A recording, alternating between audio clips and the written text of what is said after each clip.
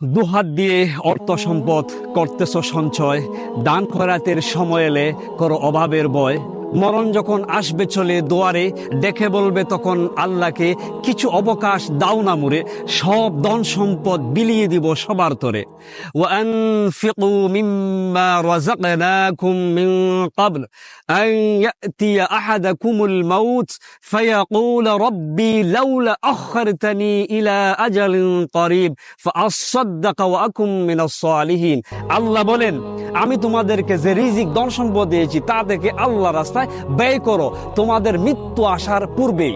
কেননা যখন তোমাদের কারো মৃত্যু চলে আসবে তখন তোমরা বলবে, হে আমার রব, আমাদেরকে যদি কিছু সময় অবকাশ দিতেন তাহলে আমাদের ধন সম্পদ সব দান খয়রাত করে দিতাম আর আপনার সৎ লোকদের অন্তর্ভুক্ত হয়ে যেতাম। আহা, সেই দিন আল্লাহ কাউকে একটা সেকেন্ড সময় অবকাশ দিবেন না।